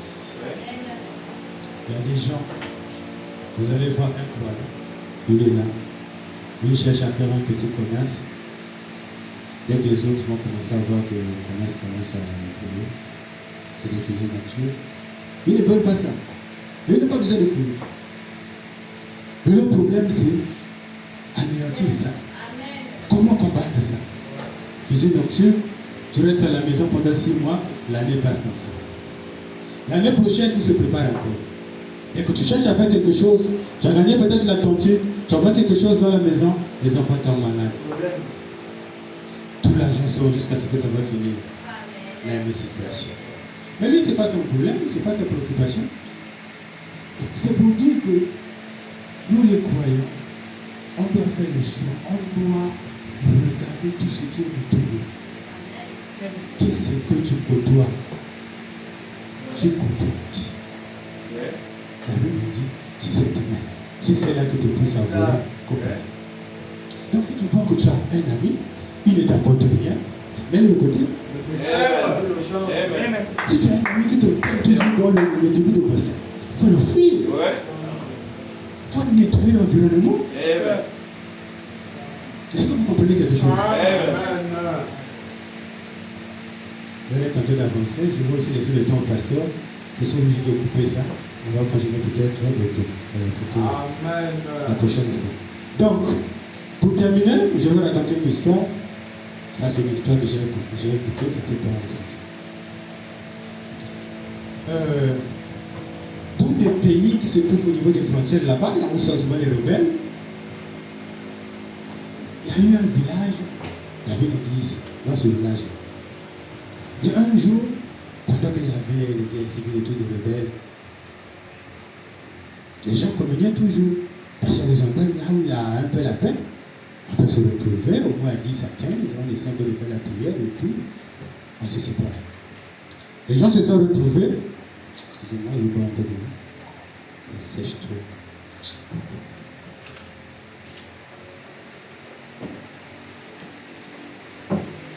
Les gens se sont retrouvés, ils étaient là, comme là où nous sommes, en train de communier ensemble. Le prédicateur était là en train de prêcher. Et on voit à un moment, c'est un groupe de rebelles qui arrive. Le prédicateur était là, il voit le chef de rebelles, il rentre. Les autres ont un cercle d'église. Le chef de rebelles, il rentre, il vient directement à la chaire, à côté du prédicateur. Le prédicateur était là étonné, il regardait, mais qu'est-ce qui va se passer? Le bon monsieur était là à côté, et son ange gardien aussi à côté, en train de déguiser la tête. C'était compliqué, silence dans la salle. Le prédicateur ne savait plus quoi dire. Et à un moment, le chef de rebelle prend la parole. Il a posé juste une seule question. Il a demandé qui a la foi. C'était la seule question. Il était là, son gars du corps à côté, il disait bien la machette. Il demande qui a la foi. Silence dans la salle. Le prédicateur était là. Il a remarqué un silence. Il a posé la question pour la deuxième fois. Qui a la foi? On voit une maman qui se lève au fond. Il soulève sa main et moi, j'ai la foi. Le chef rebelle fait signe à son garde du corps. Le garde du corps part, il prend la maman, il l'amène dehors. Ils l'ont amené dans la forêt. L'église était là, ne sachant pas ce qui s'est passé là-bas. Ils sont allés cacher la maman dans la forêt. Ils ont pris la machette, ils ont tué un coq. Ils ont pris le sang du coq et versé sur la machette. Le gars revient avec la machette. L'église remarque que la machette est vraiment moyen de sang. Il dit, ah, la maman est déjà partie. Là, il n'y a plus d'espoir. Le gars du corps vient se mettre toujours à côté et continue à regarder l'église. Le prédicateur était là, il tourne. Il pose encore la question, qui a la foi? À votre avis, qui va lever la main? Qui va lever la main? Ça n'est pas sur les gens morts, donc on le sent. Maintenant, qui va lever la main? Qui a la foi? Il regarde le prédicateur. Il va montrer ce que tu prêches, là, tu n'as pas la foi. Donc toi-même, tu ne crois pas à ce que tu prêches. Regardez-moi les bandits comme ça. Vraiment, un aventurier. Ah ben. Comment le bandit comme ça? Il appelle ses éléments, rentrez. On a des incrédules ici. C'est clair. La distraction. Il a donné l'ordre, Madeleine. On les a tous tabassés. Donc vous ne connaissez même pas la Bible. Vraiment. Vous venez faire quoi ici? Donc pendant ce temps, nous on se bat, vous ne priez même pas pour nous. Mais vraiment. Donc vous n'avez même pas la foi de ce que vous faites. C'est clair. C'était compliqué. On commence par le prédicateur. Oui, il faut chicoter. Jusqu'en bas. Et à la fin, il a dit ramenez-moi la maman. La maman est revenue. Voilà la personne qui a la foi. C'est l'église. Ça, c'est pas un témoignage. Vraiment. Même si on reçoit sur les églises, la majorité des églises a des problèmes. Amen. Dans cette situation-là, on va trouver quelqu'un qui a la foi. Vous êtes sûr? Que Dieu vous bénisse.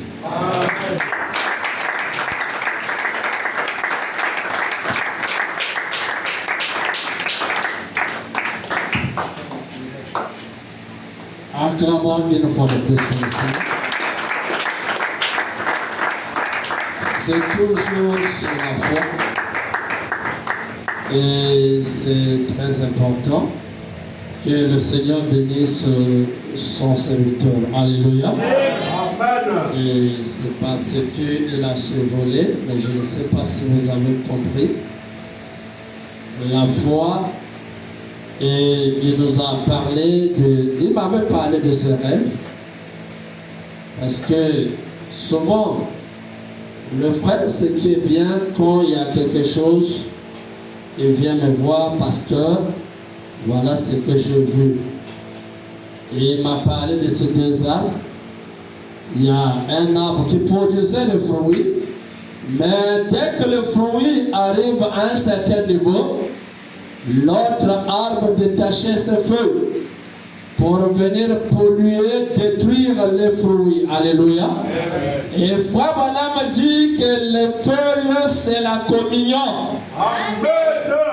Donc, quand il voit que l'autre est en train de chercher à avancer, On va aller à la communion. le diable rentre dans la communion. Alléluia.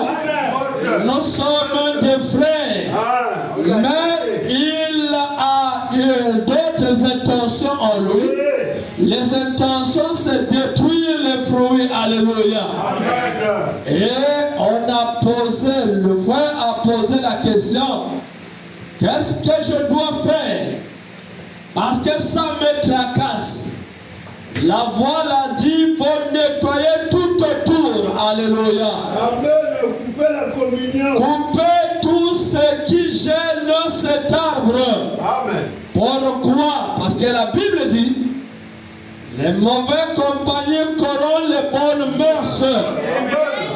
Donc la Bible dit que si votre main droite est une occasion de chute, coupez-la. Alléluia. Si vous voyez que cet homme qui est toujours à côté des genoux, Malgré qu'il dit que c'est un frère, c'est une sœur, Branham a dit discerner l'esprit qui anime cette personne. Amen. Nous devons avoir le discernement de l'esprit. Si ce frère à côté de toi, il t'amène toujours dans les mauvaises voies,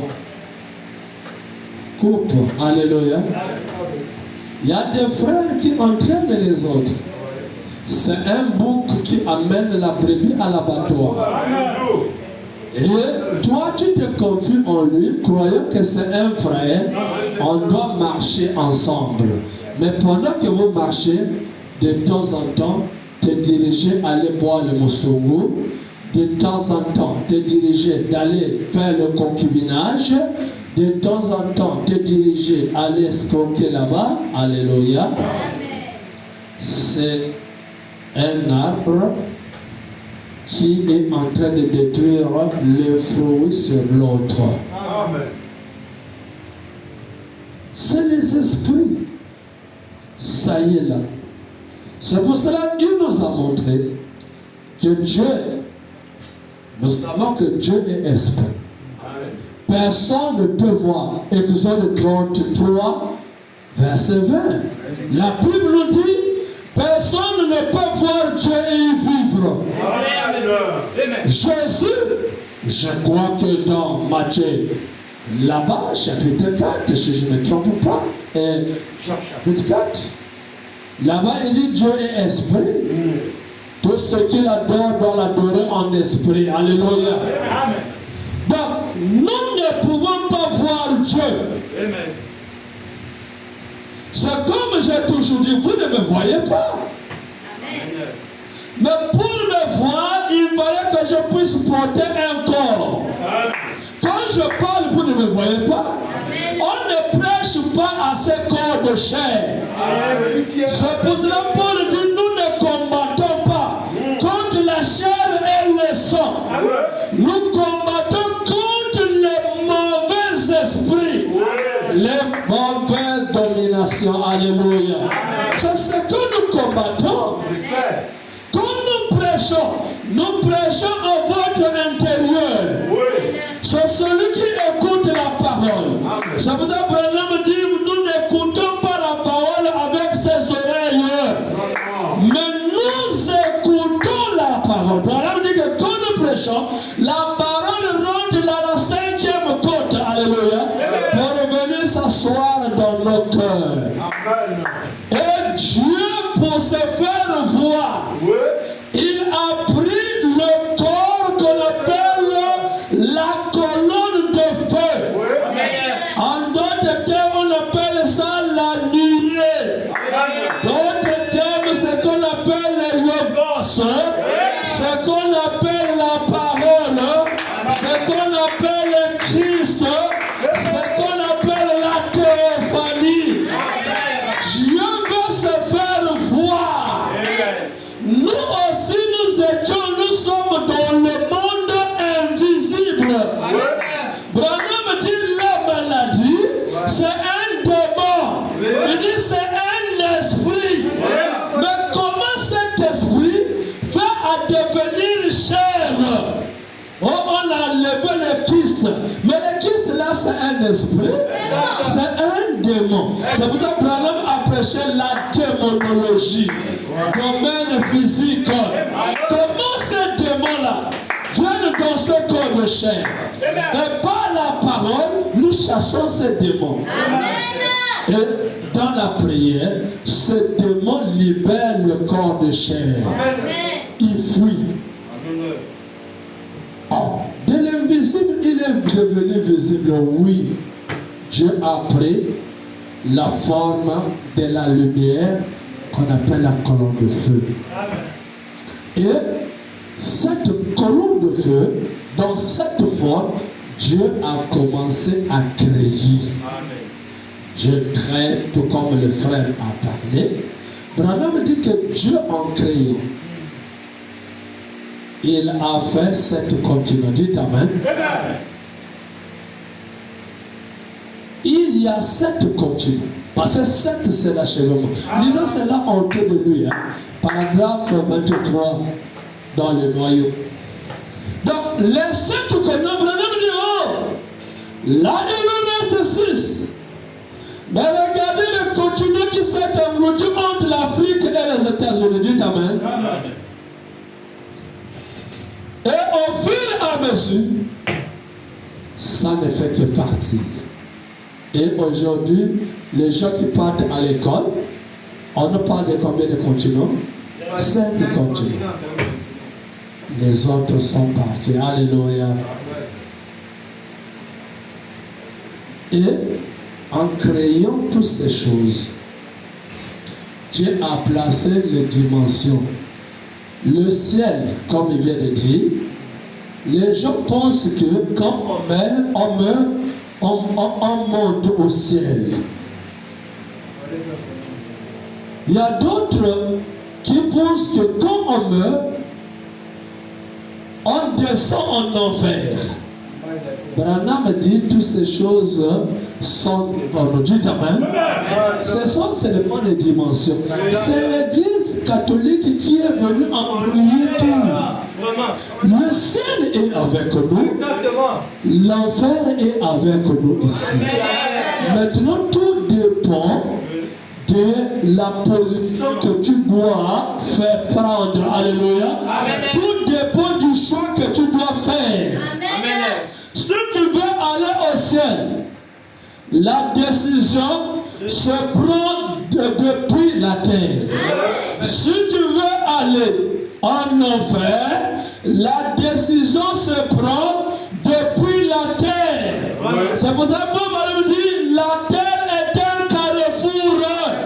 Il dit, il y a des gens que vous voyez, que vous ne les verrez plus. Parce qu'ils ont pris une autre direction. Mais vous marchez dans les rues de Libreville, vous vous saluez, vous portez les mêmes habits, dites Amen. Le même taxi. Les deux semences sont presque identiques. Ils dorment dans les mêmes maisons. Ils rentrent dans les mêmes marchés. Ils mangent presque le même poulet.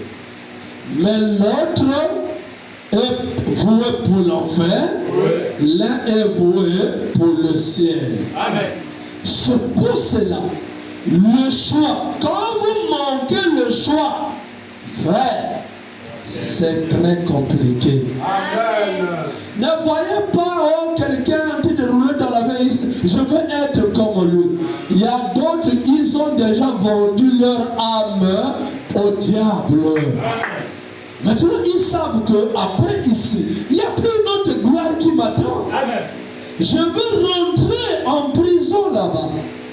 Il est obligé de sacrifier la famille et tout, comme cet homme qui disait, si quelqu'un tue une personne et il est condamné, moi, pour être, je préfère tuer beaucoup de gens. Parce que si je suis condamné, je ne regrette pas. Alléluia. Donc, le ciel est là, l'enfer aussi est là. Amen. Le ciel consiste à la parole. La parole, c'est quoi? C'est les promesses révélées de votre jour. C'est les promesses accomplies de votre jour. Donc, si vous acceptez les promesses accomplies de votre jour, le ciel vous ouvre ses portes. Dites Amen. Maintenant, quand vous présentez quelqu'un, les promesses accomplies de votre jour, il piétine cela. En d'autres termes, il est en train de payer le billet pour l'enfer. Alléluia. Nous ne croyons pas comme les catholiques que nous allons comprendre tout cela là-bas. Non. C'est pas comme ça. Le jeune homme riche a vécu sur la terre. Dites Amen. Il a marché sur la terre. Il y a eu aussi un homme appelé Lazare. Il a marché sur la terre. Mais Lazare avait reçu la promesse de son jour. Les promesses accomplies de son jour.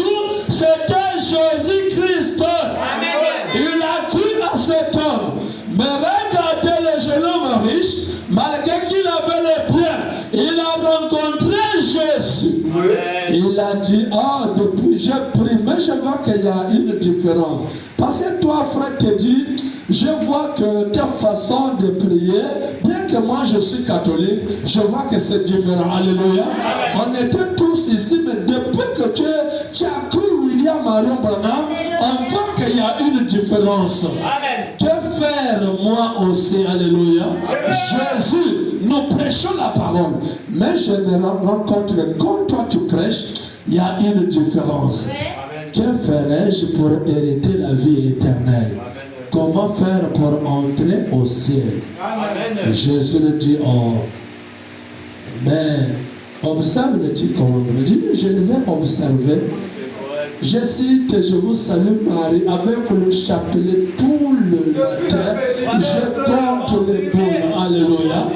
Et je compte les boules, mais je me rends compte qu'il y a quelque chose qui ne va pas. Et Jésus l'a regardé, il a dit oui. C'est Dieu, frère, alléluia. Malgré que tu pars à l'église catholique, l'église protestante là-bas, mes copains, copines, c'est toujours dans la chorale. Dites amen. Toujours. Et même là, ça m'a poussé à aller combattre même la femme de mon frère. Donc le démon là, bien que je chante à la chorale, mais les démons là sont toujours avec moi. Il y a quelque chose qui ne va pas. C'est clair. Il a dit, va vendre tout ce que tu as. Cet homme a refusé. Alléluia. Et cet homme est mort. Lazare aussi est mort. La Bible dit, les deux sont partis au même endroit. Dans le pays frontalier seulement. Lazare est parti dans les bras d'Abraham. Alléluia. L'homme qui avait cette lettre. Alléluia. Donc le ciel consistait à l'Abraham. Alléluia. Et le jeune homme riche est parti dans les tourments. Et la Bible dit, dans les tourments, le jeune homme riche pleurait. Il a dit, oh Père Abraham, dis à Lazare de venir me donner un peu de l'eau à boire. Il a dit, on ne peut, il y a séparation, communion et coupé. Alléluia. Donc il a dit, mais qu'il parle à mes parents là-bas. Il a dit, il y a aussi des prédicateurs qui prêchent. Alléluia. Si tes parents aussi ne croient pas, ils vont venir te retrouver. Alléluia. Les choses vont faire ça où? Sur la terre. Abraham dit, la mort est seulement comme une voiture qui vous prend d'un endroit pour un autre. La mort ne change rien. Si tu es mort pécheur, tu vas demeurer pécheur. Si tu es mort croyant, tu vas demeurer croyant. Donc si aujourd'hui, peut-être en sortant, on vient entendre la soeur interne ou le frère interne nous a quittés. Voyons la position qu'il a tenue. Nous avons la ferme assurance qui est dans les mains de celui qui a cette lettre. Alléluia. La dimension, le ciel est avec nous ici. L'enfer est là. Maintenant, le ciel, nous allons utiliser ça comme l'arbre de vie.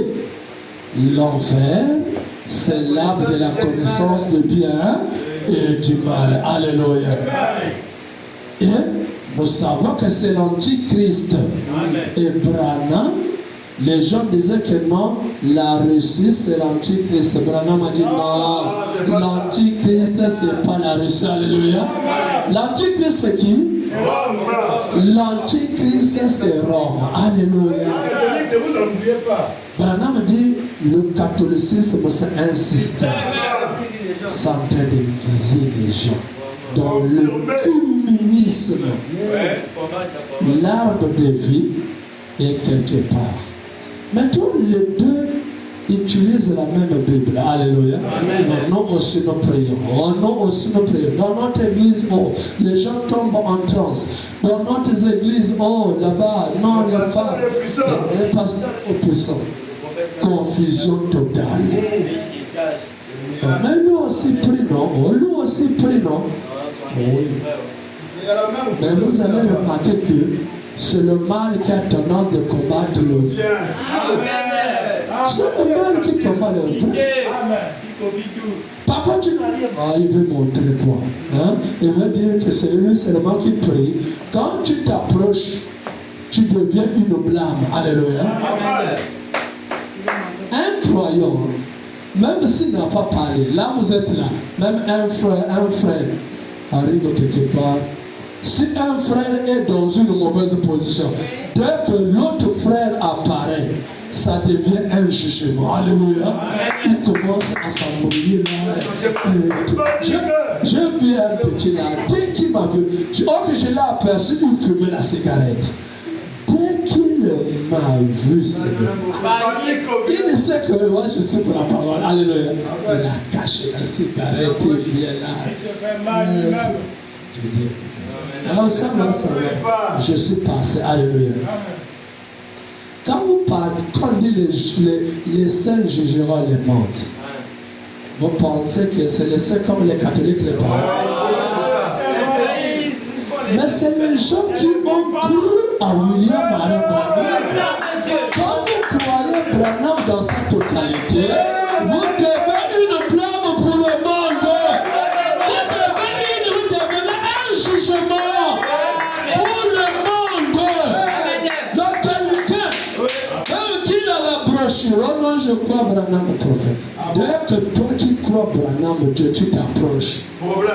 Problème. Amen. Ah, lui là aussi, il arrive. Voilà. Le ciel est avec nous. Alléluia. Mais le ciel est loin. Le ciel est là. L'enfer est loin, l'enfer est là. Tout dépend seulement de la vitesse. Aujourd'hui, la science l'a démontré. À travers les ondes, les téléphones, tu composes le numéro, tu appelles quelqu'un qui est aux États-Unis. Quelques secondes, les États-Unis est à Libreville. Est-ce que vous comprenez? Mais il n'y a pas un fil. Mais tu arrives à joindre. La dimension des ondes va plus vite. Dieu est au-dessus de cela. Alléluia. Donc, New York est ici. Tokyo est ici. Le monde entier est dans cette salle. Alléluia. Comment nous prêchons ici? C'est le même Dieu que l'autre pasteur prêche en Afrique du Sud, le même Dieu que l'autre prêche aux États-Unis. Mais Dieu écoute tout cela. Mais comment Dieu fait pour écouter tout ce monde? Alléluia. Il est dans une dimension plus élevée, à tel point le monde est en train de s'aimer. Est-ce que vous comprenez? Franceville est loin de nous, mais Franceville est ici. Amen. Alléluia. Amen. Parce que si vous prenez le train, vous pouvez faire toute une nuit. Si vous prenez peut-être la voiture, vous pouvez faire 2 jours. Si vous prenez l'avion, vous pouvez faire quelques minutes. Alléluia. Bon, maintenant, si vous prenez un appareil qui part plus vite que l'avion, ça sera quelques secondes. Prenez la fusée. Alléluia. Donc, vous voyez que Franceville est là. Le ciel est loin. Le ciel est avec nous. Alléluia. Donc, Dieu est là avec nous. Donc, ce qui nous importe, Dieu est en train de nous montrer qu'il y a 2 semences sur la terre. Il y a la semence de la foi, qui est la semence de Dieu, et la semence de l'incrédulité. Les 2 arbres qui étaient dans le jardin d'Éden. Quand on parle de l'arbre, on fait allusion à une personne. Dites amen. L'arbre a toujours parlé une personne. Donc, quand on dit qu'il y avait l'arbre de la connaissance du bien et du mal, n'allez fouiller, n'allez pas chercher les arbres en brousse l'arbre que Dieu avait parlé, de la connaissance du bien et du mal. Ce n'est pas la tangatia ou l'avocatia. Tu commences maintenant à chercher. Tu es un catholique. Alléluia. Un homme révélé, quand on parle de l'arbre, il fait automatiquement, c'est une personne qu'on va parler. Alléluia. C'est pour cela juge, l'apologue de Jotam, juge 9. Il dit, les arbres partirent pour chercher un roi. Est-ce qu'un arbre peut marcher? Vous avez déjà vu ça? Si vous voyez les mangroves là commencer à marcher, quelqu'un va rester encore ici. Même tous les quartiers vont se vider. Même le président lui-même aussi va fuir. Alléluia. Parce que c'est contraire à la nature. Mais ce qu'on parle de l'arbre, c'est une personne. Il a mené, donc, dans la forme là, il a commencé à mener les choses à l'existence. La création. Alléluia. Et au temps de la fin, cette colonne de feu que nous avons entendu, qui a pris la forme, Dieu qui a pris l'Éternel, le Créateur qui avait pris la forme de la colonne de feu pour se faire voir et amener la création, il vient prendre sa forme finale. Alléluia. Nous avons vu dans la forme appelée William Marion Branham. Dites Amen. Et Branham a fait quoi? Il a créé. Amen. C'est pour ça qu'il dit que le Dieu du commencement, c'est le même Dieu de la fin. L'alpha et l'oméga. Les gens disent que Jésus est l'alpha et l'oméga. C'est que le Dieu, il est le commencement et la fin. Le début et la fin. Branham dit Laodicée, c'est le dernier âge. L'âge de la fin. Après cet âge, il n'y a plus d'autre âge. Maintenant, il vient dans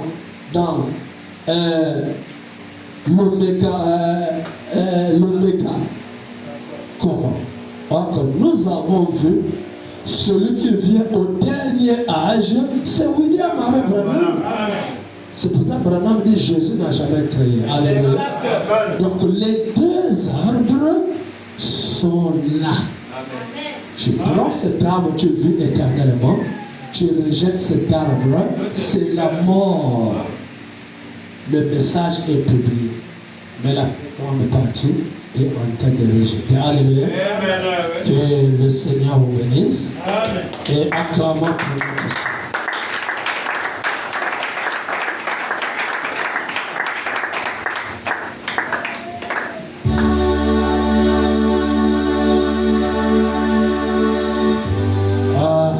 Je rappelle à la sœur aussi